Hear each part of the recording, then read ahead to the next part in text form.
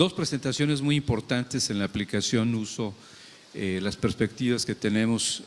Ya lo vimos por un lado con la participación de la industria, del sector privado, me parece excelente. Además, ayer uno de los comentarios del primer panel, el doctor Gani Cheuboni, nos dijo: pues México tiene que decidir si es comprador de tecnología o le quiere entrar también a producir tecnología.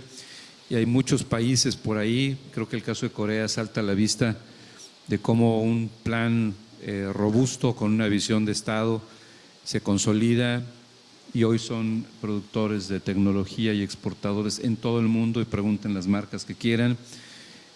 Hay un escenario en donde un Estado se decide de esa forma y hoy usamos los productos en nuestro bolsillo todos los días, ¿no? Entonces creo que es un tema muy importante la intervención y varias de las conclusiones que nos presentó también Alberto Muñoz.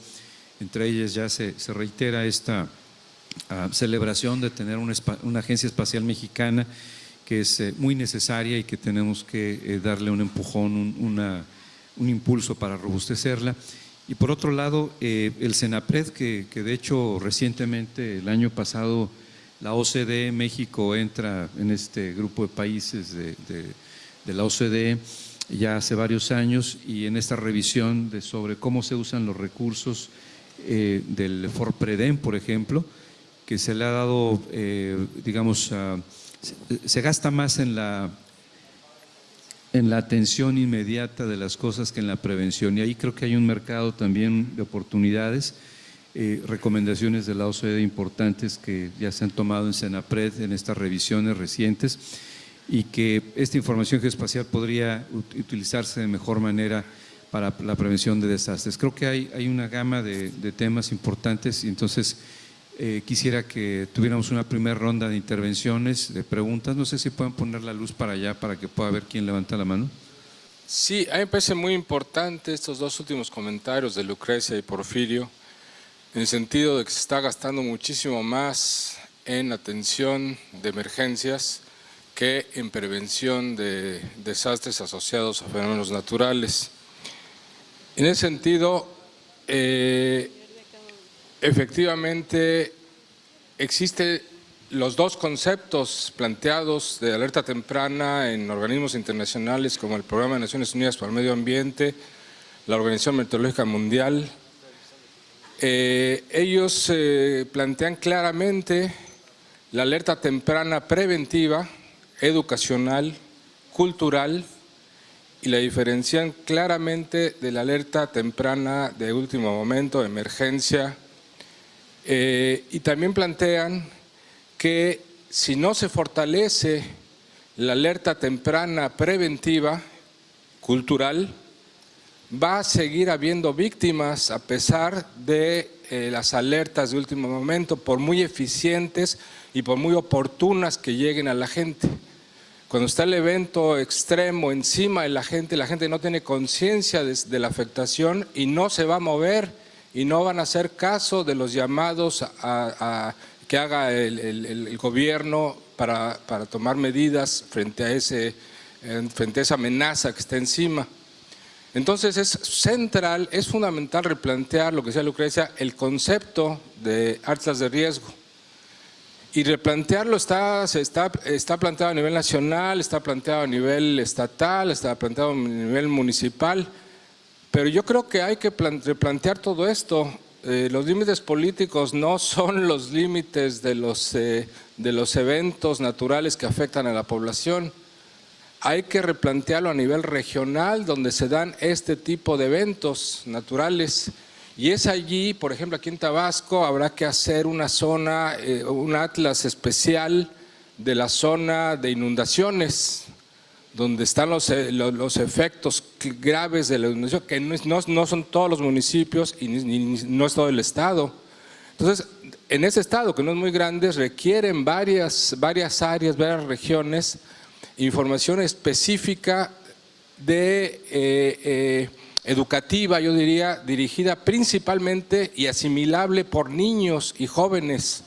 En la medida que los niños y los jóvenes puedan apropiarse de esa información del medio natural en que están viviendo, En esa medida, cuando venga el alerta a través del radio, de internet, del teléfono celular, de cualquier medio, de la televisión, de alguna amenaza, va a haber sensibilidad y se va a reducir ese riesgo. Es la única forma, creo yo, de avanzar para reducir esta vulnerabilidad de la población ante estos eventos extremos, y esto implica el replanteamiento conceptual de estos atlas de riesgo a nivel temático y a nivel regional. Gracias, Agustín. ¿Quién más tiene el micrófono ya? Hola, Aquí, hola. por favor. Hola, buenas tardes. Soy Lucero Juárez de INEGI. Como comentario, bueno, las dos ponencias están muy interesantes. Nosotros en INEGI estamos trabajando en conjunto también con Senapred. Se busca entrar un vínculo, ¿no? Porque apenas INEGI se está iniciando en lo que es riesgos. Se hizo un inventario nacional de fenómenos hidrometeorológicos y en base a eso se generó, se está trabajando en un prototipo de fenómenos geológicos. Estamos trabajando en eso, ya tiene 3 años, pero bueno, es algo nuevo para el instituto que estamos trabajando en vinculación con Senapred, Protección Civil y varias dependencias federales y también particulares. Y el objetivo de esto es tener tener un mapa de riesgos, pero como la información es tan cambiante, bueno, lo que se va a generar es un GeoPDF, donde aparte que tengamos la información de tablas, tengamos mapas, tengamos en sí toda la información en un documento vivo, por decirlo así, ¿no? Que sea más fácil de difundir y de mayor comprensión, ¿no? Que sea para toda la sociedad. Bueno, lo hago público porque bueno, es algo que no se sabe, que piensan que quizá no se está considerando, pero pues INEGI no se queda atrás, no va a la vanguardia, y pues estamos trabajando en eso y en poco podrán tener la facilidad de contar con ese GeoPDF de fenómenos geológicos y también lo que es mapas de riesgo, ¿no? Muchas gracias. Sí, un comentario. Para la gestión integral de riesgos también es un candado las mismas leyes, la misma ley, el reglamento de la ley para acceder, por ejemplo, al FOPREDEN, anteriormente FIPRIDEN, no sé si ya se cambió, ¿verdad? Sí, porque está básicamente nada más encaminado este fondo a las secretarías. No pueden tener acceso a aquellas dependencias desvinculadas o que no son secretarías. Por ejemplo, en el caso de Tabasco, te puedo hablar de la Comisión Estatal de Agua. Y aparte, por ejemplo, dentro de las partidas, cuando viene un fenómeno, por decirlo así, las inundaciones que hubo, las partidas nada más contemplan lo que es rehabilitación y suministro, pero no construcción. Por ejemplo, en un ejemplo específico, Tenosique, un equipo de agua potable que está a un nivel freático determinado. Después de que vienen los fenómenos atípicos, ese equipo de agua tiene que ser elevado, ¿sí? Entonces se tiene que reconstruir esa infraestructura, pero como el fondo del Fonden no contempla construcción y el fondo del FOPREDEN no contempla a una institución descentralizada, pues no se pueden hacer esos cambios para poder hacer frente a los futuros riesgos de futuras inundaciones. Sí, muchas gracias. Abordamos las primeras respuestas, por favor. ¿Quieren tomar, por favor, la palabra Alberto, Lucrecia?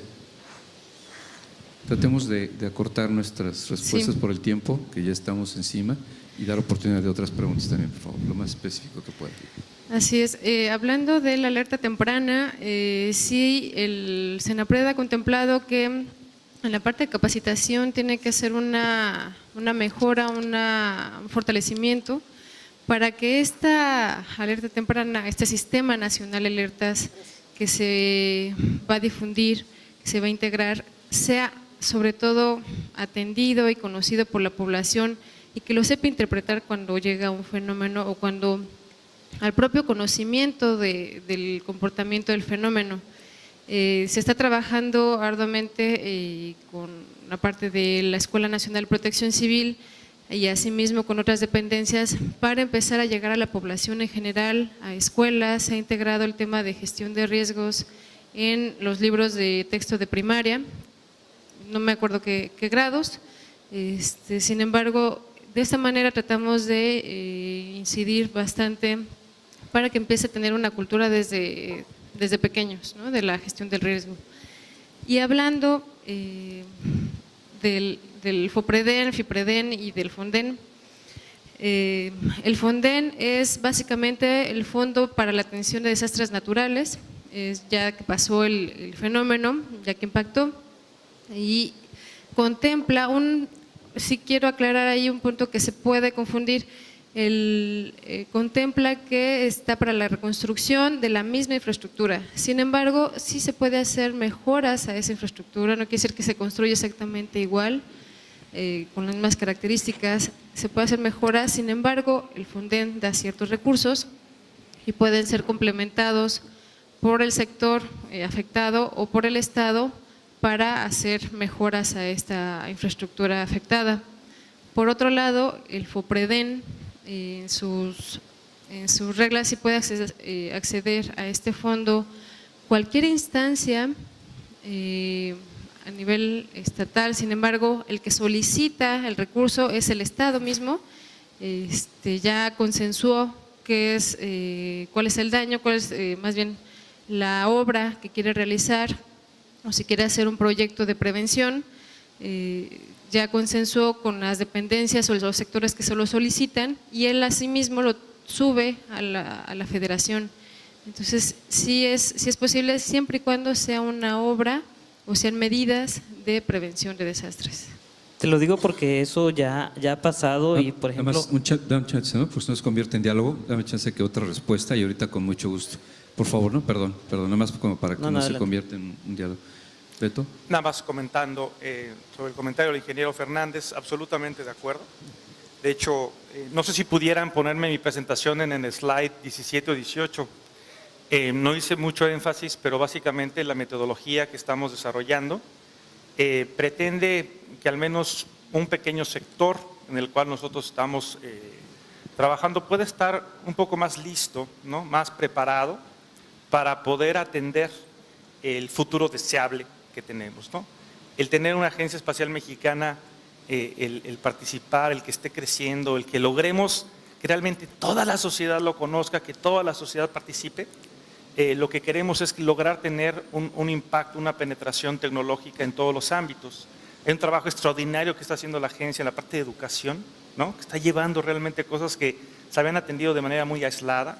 Entonces esperamos que ese impacto a nivel educativo, a nivel tecnológico, nos prepare cada vez más para que la convergencia tecnológica, que en un momento dado cada uno de los actores, como lo comentaba yo, seamos fuente del crowdsourcing, va a llegar un momento dado en que vamos a tener todos los datos disponibles o más datos y que podamos tener los sistemas para el apoyo a la toma de decisiones y que realmente los sistemas de alerta temprana no tengan que depender de una voluntad gubernamental.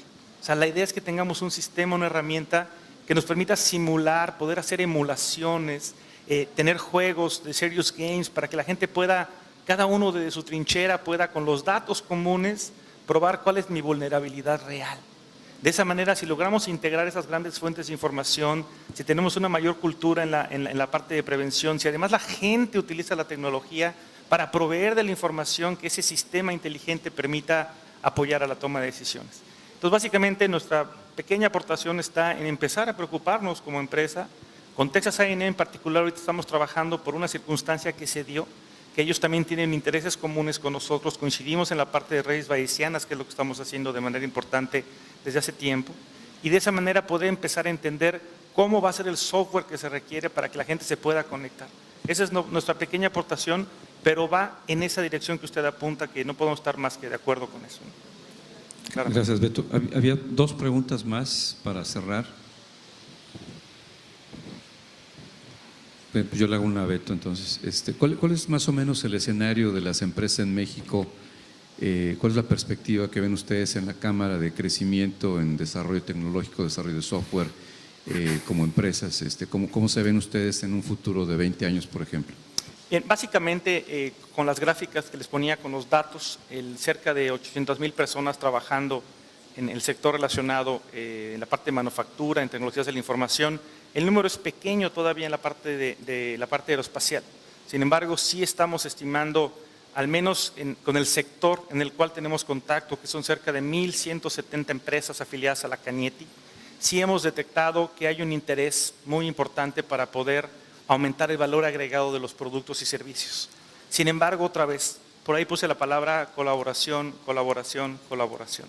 Las mismas empresas tienen una naturaleza que ha venido obedeciendo a cómo ha sido la industria, tenemos esquemas de competencia, no nos hemos logrado alinear, pero otra vez, esfuerzos coordinados como el de la Agencia Espacial Mexicana, que está apuntando a una concientización más grande del uso de la tecnología para ver el espacio no únicamente como algo para observar, sino para generar espacios de negocios, espacios de observación, generar oportunidades para desarrollar todo tipo de tecnología que puede ser desde la parte de los satélites pequeños, la parte de software y una serie de productos que hay intermedio. Es un ámbito interesantísimo para las empresas. Cada vez que logramos discutir sobre estos temas, plantearles más o menos cuáles son los esfuerzos que están haciendo a nivel nacional para que el sector empresarial logre verlo como una alternativa, como una alternativa de diferenciación, es que estamos poco a poco logrando crear.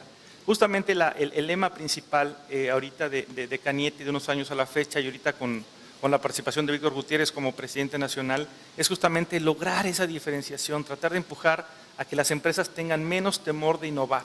El gran problema de la innovación de las empresas es muchas veces el timing, ¿no? Innovar para cuándo, yo tengo que pagar una nómina esta quincena. Sin embargo, cada vez más estamos haciendo alianzas para que podamos empujar a las empresas a que corran un poquito más de riesgos. Y yo creo que es bien interesante lo que comentaban en la mañana, creo que tenemos la voluntad, hay la necesidad de poder realmente emprender en desarrollo de software también, por eso es el llamado, al menos desde nuestra trinchera, que hay una gran área de oportunidad en el desarrollo de software, no únicamente en utilizar o descargar archivos, sino hay que conformar toda una masa crítica que permita crear las herramientas para hacer negocios, ¿no? Para hacer el sustento a eso. Gracias. Y a Senapred, nada más, de la inversión que tiene Senapred en prevención, ¿hay algún esquema en el que hablar de los desastres es todo un tema y ahorita ya veíamos que podría hasta generarse un diálogo, ¿no? Si esto, perdón. El tema es la información geoespacial y cómo fortalecerlo. Yo creo que Senapred estaría interesado en tener esta capacidad que está viendo en estos 2 días para generar mejor información. ¿Cuál es la perspectiva de Senapred? ¿Habría posibilidades de entrarle a sus fondos para que el tema de la infraestructura geoespacial, de todas estas capacidades y necesidades pudiera echarse adelante entre el sector privado, el sector público, la academia y demás? ¿Hay chance de entrarle ahí? Existe en el marco del proyecto del Atlas Nacional de Riesgos, existe fondos que se pueden solicitar al FOPREDEN. Sin embargo, el Senapred no es el que autoriza o el dueño de estos fondos, es la Secretaría de Gobernación. Sin embargo, todo aquel proyecto que vaya encaminado justamente a la prevención, ya sea en capacitación, elaboración de desarrollos, de investigación o de obras, se puede acceder por medio de FOPREDEN. Y en el marco del Atlas Nacional de Riesgos estamos fortaleciéndonos y vinculándonos con muchas dependencias de la administración pública, así como con universidades, para integrar precisamente su información. Comentaba a algunos compañeros que estamos reactivando esta vinculación con la UNAM, por ejemplo, que hemos perdido un poquito la relación. Sin embargo, la estamos reactivando precisamente porque hay mucha información que se genera, muchas investigaciones que generan información a mucho más detalle, con mayor escala, y es una información muy rica que nos ayuda a nosotros a decir dónde no construir o dónde hacer medidas de ingeniería para reducir los riesgos. Entonces, en este sentido, sí hay una apertura del Senapred en la colaboración de las instancias de la… Ahí, por ejemplo, sería interesante ver las cifras que se gastan en el Fonden, que son multimillonarias. El dato más reciente de los últimos 2 desastres, ¿para cuánto te gustan así nada más? Ese dato primero, y luego, ¿cuánto podríamos invertir en mejorar esta infraestructura, en tener mejor presupuesto para las agencias que están dedicadas a esto, que nos van a fortalecer, nos van a dar mayores beneficios en una cadena productiva que derrama mucho dinero a los sectores donde interviene la academia, la industria privada, los sectores? Yo creo que hay que reformular esa parte, hay que ver cómo la inversión que México hace no es nada más por el hecho del Fonden o del Forpreden, sino generamos una riqueza también a través de eso. Yo creo que tendríamos que pensarle, buscar en ese sentido e insistir en los tomadores de decisiones, en el Congreso, y que se den los presupuestos que deben de tener las agencias, que son necesarios y que le hacen un bien a México, ¿no? Entonces, pues les agradezco mucho a Lucrecia y a Alberto y a todos ustedes por su interés, y para pasar a la última sección del panel. Muchas gracias.